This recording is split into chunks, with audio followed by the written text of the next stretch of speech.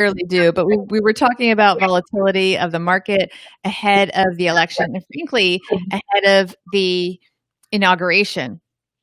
Yeah. The markets hate, so one thing that was always true when I was reporting on the stock market leading up to the last election, I was still at Reuters, and we would always say, oh, the markets hate uncertainty.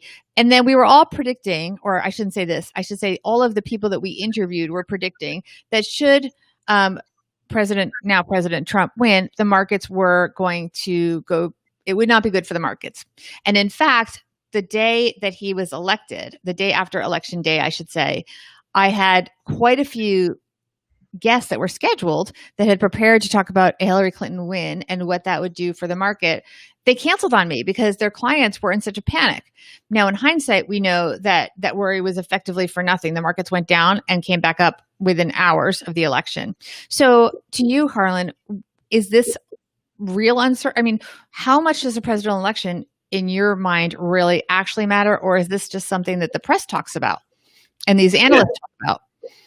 I think it's a major news event, and I think that draws the attention of just about everyone out there, especially as they're looking towards the more of the short-term effects on the market of the news, everything that goes on in the news, and the election and inauguration are such a big story. I do remember, talk about volatility leading up to the election last time 4 years ago, and I think we just see the same sort of thing where there is a lot of talk about it, and things, regardless of what the outcome is, as long as there's an outcome, and as long as there's expected to be an outcome, things tend to recover and move forward. And the timing might be different here and there, but in the end, over the long view, it really doesn't matter all that much.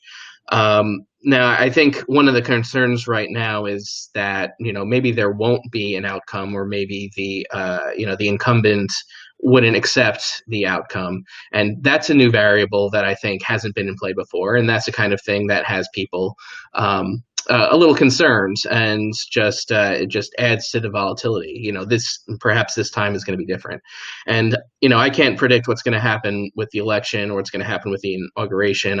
It's already hard enough to predict human behavior. It's harder when you're trying to predict the behavior of someone who is completely erratic. So I think what we can expect is kind of what happened 4 years ago, where there's going to be, short-term volatility and just uncertainty, and maybe a dip in the market as the world tries to sort itself out, and eventually things are going to kick back into gear. And this is just what I do. I'm not too focused on the short term here. I think over the long term we're going to be okay. I'm not invested for the short term. I'm invested in long-term investments. So I'm not too focused for myself on what's going to happen in January. I'm kind of looking at 5, 10, 20-year trends. And we have with us here in our live recording, Sandy Smith. She has a comment. Yeah, Sandy's saying temporary. It's always such a temporary effect, and that's I agree with Sandy here. And I think if you want to gamble and try to play these short-term changes, then I think that's fine if you understand what you're getting into. For me, long-term is the way to go, and I think long-term I'm still optimistic on everything that the stock market can do.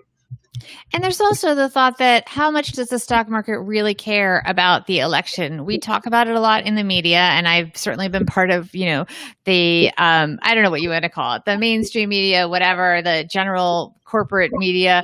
But I know that it is something that we talk about because, look, it gets clicks. It's something that people are interested in hearing about. But one thing in this piece from the Wall Street Journal that really hits me is that they're saying the main driver of the market right now is the economy and the uncertainty of the new stimulus package in Washington, which is really interesting because over the weekend, Nancy Pelosi called people back to talk about what you just talked about, the actual mechanics of the election and the controversy over mail-in ballots and the actual process and logistics of getting an election done during a pandemic, which is unprecedented. So that's a new uncertainty.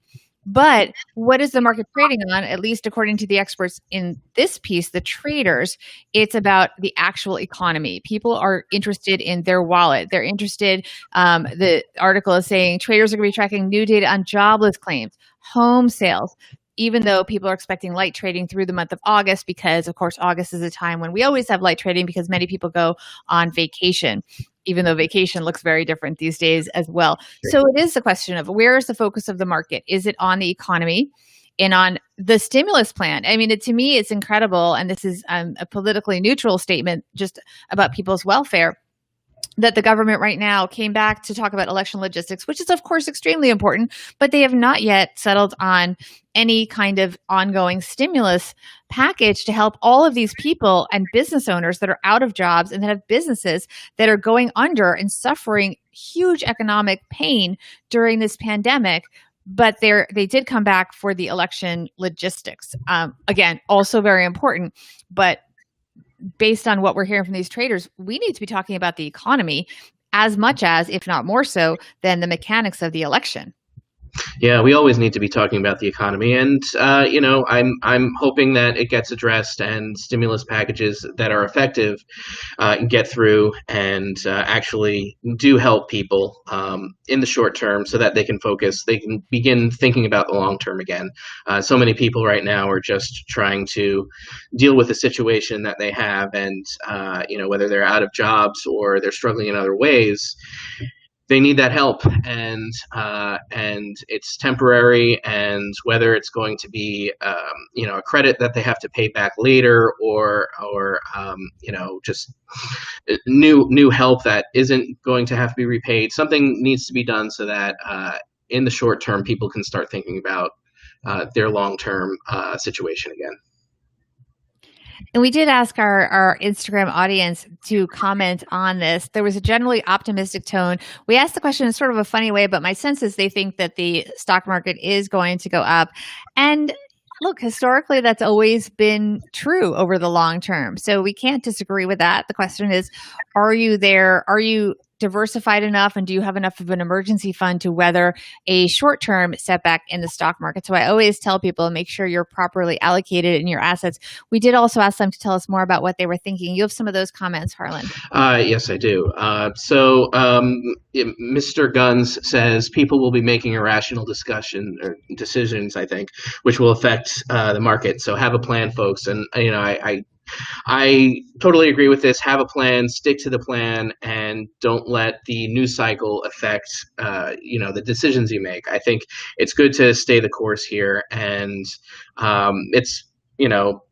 we've seen this run up and it's been great. So maybe it's a time to anytime there's a big dip or there's a big gain, you can certainly reevaluate where you are, but I think decisions should be made over the long term and not in a reaction to what's going on over the last week or 2 weeks. And certainly on election day, let's just say if it were a normal day and we get the result right away, whether we'll get the results right away, but when it becomes apparent who the next president will be, knee-jerk reactions, especially if it is to sell, which certainly a lot of people did initially when it was becoming apparent that Trump would become the next president, that was probably not a good decision. So it's really important to be thoughtful in how you approach political changes. It seems like, based on what these experts are saying, it's really more, and this is, it's really more about the economy than about which party is in power and which person is the president. It's really about the actual performance of the economy, and sometimes not even directly the whole economy, because we've seen as the economy is suffering, the stock market indexes, which are heavily weighted towards technology, have been continuing to go up, focusing on how those indexes are weighted towards those technology companies. So it's not always a direct correlation between politics and what the stock market and the stocks that you choose to be invested in do. Any more comments you wanted to share there? Yeah, I would just say that when we talk about the stock market and people invest in the stock market because of the long-term gains and the possibility out there, the only way to achieve that and to be a part of what the stock market can truly provide is to be in all the time and not sell and buy and sell and buy in response to what's going on. So, if you're selling When the election results come through and then waiting and buying later, then you're probably missing the gains, and those are important gains because those are the ones that would give you the long-term results that people look to the stock market for. Very well said. Hold that thought. We're going to get to our takeaways in just a moment, but I want to share with everybody one of my tips to get organized, which is something that you need to be doing. And that is to use Tiller. Tiller helps you manage your money 10 times faster in a spreadsheet. It's the only service that connects your banks to Google Sheets and Excel with your daily spending, transactions, and balances. Unlike financial apps that force you to compromise, spreadsheets are fully customizable to your needs, and Tiller makes them better with automatic daily feeds of your spending, balances, transaction, eliminating data entry, multiple account logins, and so on. You just connect to your banks once, you see your transactions automatically updated, so you set it up once and there's nothing else to do. Go to tillerhq.com/MWF for more info, a free trial, and of course, you are supporting the show. It is tillerhq.com/MWF. Takeaways, Harlan, you're up. I think again, it comes down to not reacting. If you're an investor, not reacting to what's going on in the short term and staying focused on the long term. If you are focused on the short term in the market, then just recognize that there's going to be ups and downs. There's going to be volatility, and it's a game that you're playing. There's gambling involved here. It's just like gambling, and as long as you're doing that in a way that is balanced throughout your entire portfolio, I wouldn't worry about it too much. But just for those of us who tend to use investing to focus on the long term, don't worry so much about the volatility in the short term, and just try to do the best that you can do and vote and participate in this, and everything that goes on in this country, and do what you can to make sure that you're making the best decisions for yourself and for your family and for your community. Very well said. I love that. I mean, I think it's really important that we focus on what's really important, and you said that very well. My takeaway really here is that the markets do not like uncertainty. That is a given. But the standout worry here is new, and that is that there will not be a clear winner for this election. So everyone tread carefully on that front. But be aware of what the markets really do pay attention to. Be aware of what's really carrying the indexes, if that's how you are investing. In this case, it is a lot of technology stocks. So don't just blindly invest. Know what you're investing in and focus on whether that asset class is going to succeed regardless of who is in the White House and regardless of the broader economy. If you think you're investing in the broader economy with an index fund, you may not be. So just look at what's actually in that index fund and be mindful and be deliberate in what you're buying, but stick to your plan and don't get caught up in all of the news cycles, as Harlan so wisely said.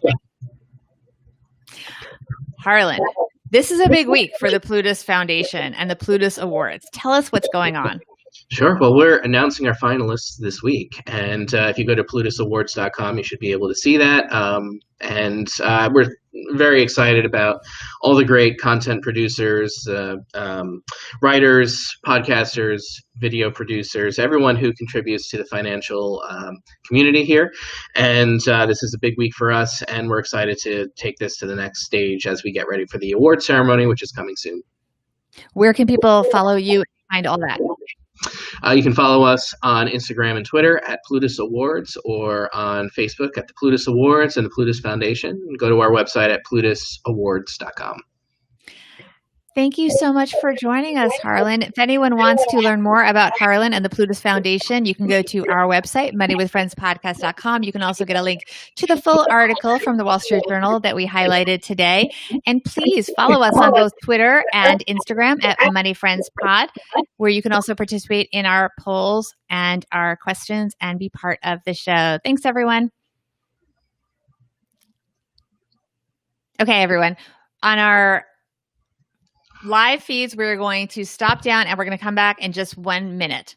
Bye, everyone.